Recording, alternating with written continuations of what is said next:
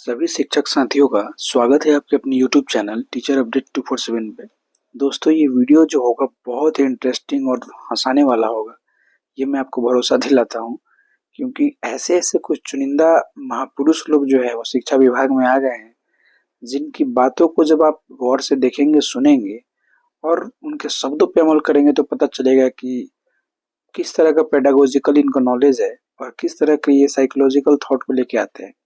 तो चलिए बिना डिले के वीडियो को स्टार्ट करते हैं।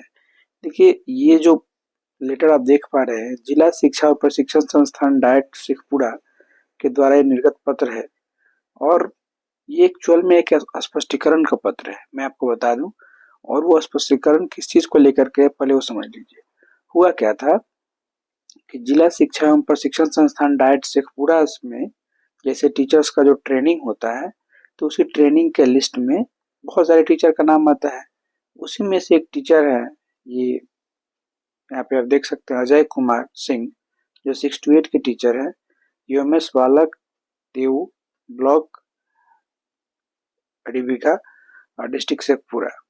इनका भी नाम जो था जिला शिक्षा और प्रशिक्षण संस्थान डाइट शेखपुरा में शामिल था, आ गया था। अब ये क्या हुआ कि वो ट्रेनिंग करने जाते नहीं है। ट्रेनिंग करने जब नहीं जाते हैं और इसके बाद क्या होता है कि जिला शिक्षा और प्रशिक्षण संस्थान डाइट जो होता है, यानी डाइट शेखपुरा से इनके नाम का स्पष्टीकरण आ जाता है कि आपने बिना किसी सूचना के क्या किया है कि ट्रेनिंग में आप शामिल नहीं हुए हैं, तो इसका आप लिखित में जवाब दीजिए। तो ये जो लिखित में जवाब दिए हैं उसका एक छोटा सा अंश देखिए। यहाँ पे पहले इस चीज को समझ लीजिएगा। विषय क्या है? अभद्र और आपत्तिजनक बातें करने तथा अनुशासनहीनता के आरोप में अर्थदंड की राशि जमा करने तथा निष्कासित करने के संबंध में। अब यहाँ पे देखिएगा, ये जो अपना जवाब लिखे हैं उसका एक छोटा सा फॉर्मेट है। यहाँ पे ये अपने स्पष्टीकरण के जवाब में क्या लिखते हैं कि यह सैनिक का प्रशिक्षण नहीं है जो लगातार उपस्थित उपस्थित रहना आवश्यक है। मतलब ये बोल रहे हैं कि ये जो है सोल्जर्स का ट्रेनिंग नहीं है जिसमें प्रेजेंट होना जरूरी है। मतलब डाइट का जो ट्रेनिंग है इसकी जरूरत नहीं है। मैं भूलवश शिक्षा विभाग में आ गया हूँ। भूलवश शिक्षा विभाग में मैं आ गया हूँ। मुझे शिक्षा विभाग में आना ही नहीं चाहिए था। तुमको खींच के कौन लाया था? ठीक है। इसके बाद ये लिख रहे हैं कि सरकार क्या देती है? मुझे 40-50 हजार रुपए मात्र देती है। मैं ऐसे नौकरी मैं ऐसे नौकरी को लात मारता हूँ। मतलब 40-50 हजार रुपए सरकार इनको देती है, तो ऐसे नौकरी को लात मारते हैं। मैं 4 पहिया वाहन पर चलने वाला व्यक्ति हूँ। ठीक है, तो भाई 10 पहिया वाहन पे चलो, तुम ट्रक पे चलो, बहुत अच्छी बात है। इसके अतिरिक्त विभिन्न प्रकार की बातें की गई थी। ये जो लिखे हैं अपनी पूरी बातों में, इसका एक छोटा सा नमूना यहाँ पे है जो बोल्ड लेटर में लिखा हुआ है। देखिए, हंसने के लिए बात अपनी जगह है, आपको भी पढ़ के हंसी आ रही होगी और मुख्यता का परिचय इन्होंने बहुत अच्छे तरीके से दिया है। ठीक है, बहुत सारे साथी जो होंगे इनके स्टेटमेंट से एग्री भी करते होंगे, भाई ने सही तो बोला है। मेरे भाई, अगर इस भाई ने सही बोला है तो आप भी एक लिखित जवाब इसी तरह का शिक्षा विभाग को दे के दिखाइए। कमेंट में आके तो आप लोग खूब अच्छे से मुंह फाड़ेंगे। आपको अगर दिक्कत है जॉब से, आपको जॉब भी करना है और जॉब के जिस विभाग में आप है उस विभाग में जो रूल्स एंड रेगुलेशंस है उसको तो आपको मानना पड़ेगा। वो आप मानेंगे नहीं तो आपके नाम पे स्पष्टीकरण आएगा, तो इस तरह से आप शब्दों का यूज करेंगे। ऐसे नौकरी को लात मारता हूँ। जिस नौकरी को आप लात मारने चले हैं उस नौकरी में आने के लिए कितने लोग अभी तरस रहे हैं। और इसका सीधा साधा उदाहरण अभी TRE 4 है।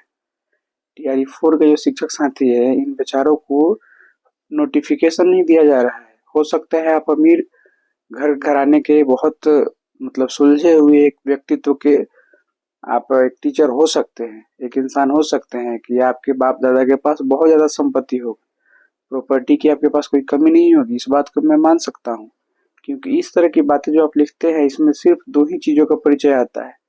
पहला चीज का परिचय ये आता है कि आपके पास पैसे की कोई कमी नहीं है, आप रुपए पैसे से बिल्कुल धनवान है।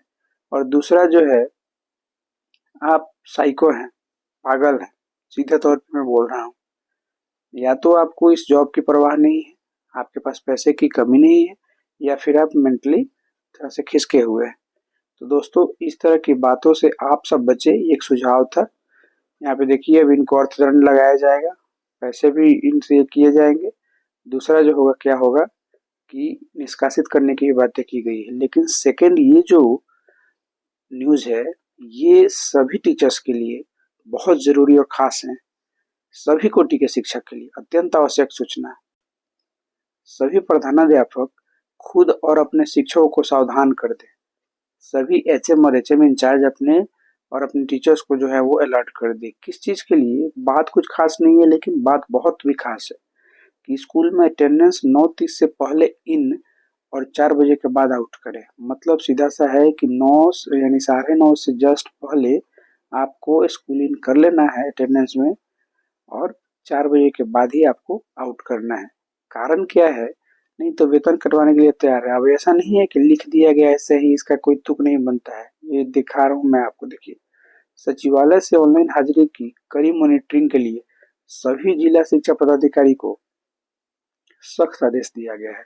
जितने भी डीईओ हैं, सारे डीईओ को जो अपने एसीएस साहब है डॉक्टर बी राजेंद्र जी, इन्होंने क्या किया है तो सभी डीईओ को इन्होंने वीसी में सीधे तौर पे बोला है कि 9:30 से पहले स्कूल इन हो जाना चाहिए टीचर्स का और 4 बजे के बाद ही आउट होना चाहिए। इसमें अगर किसी से कोताही है तो उनका सीधे तौर पे पेमेंट काटने की बातें की जाएगी। अतः सभी शिक्षक साथी समय से स्कूल इन और स्कूल आउट करें। धन्यवाद। अभी देखिए दोस्तों, हुआ क्या है कि चुनाव खत्म हो चुका है, नई सरकार का गठन भी हो चुका है और नए सीएस जो है पूरे अपने फॉर्म में आते हुए, चाहे वो आपका वेतन से रिलेटेड बात हो या फिर आप देख सकते हैं जैसे ही चुनाव का रिजल्ट आया, सरकार का गठन हुआ, ट्रांसफर को लेकर कितनी तेजी लाई गई है।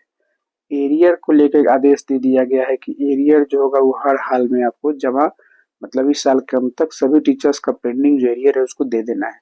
साथ ही साथ आप देख सकते हैं कि वेतन निर्धारण जो किया गया या वेतन संरक्षण जो किया गया किनका, विशेष शिक्षक साथियों का या प्रधान शिक्षक साथियों का, इसमें कितनी तेजी लाई गई है। तो एसीएस जो है अपने काम को भली भांति ससमय पूरा करने का एकदम बिल्कुल अनवरत प्रयास कर रहे हैं, लेकिन उसके एवज में वो भी टीचर पे तो नकेल कसेंगे। तो इस तरह से आपको अपने विद्यालय में जो भी वर्क्स करने हैं, जो भी ड्यूटीज करने हैं, जो भी आपकी रिस्पॉन्सिबिलिटीज है, उसको आप ससमय बिल्कुल ईमानदारी, सटीकता और सबसे तेज गति से, या आप बोलिए कि बिल्कुल ससमय करने का प्रयास करें। तो ये 2 अपडेट थे साथियों, और आप सबसे हमेशा की तरह एक रिक्वेस्ट रहेगा कि अगर आप चैनल पर नए हैं तो प्लीज़ चैनल को सब्सक्राइब कर लें, अपने दोस्तों के साथ शेयर कर दें, वीडियो को एक लाइक कर दें। साथ ही साथ अगर कोई आपकी इश्यूज़ है, कोई किसी तरह का क्वेश्चन है या कोई प्रॉब्लम है तो आप कमेंट करें।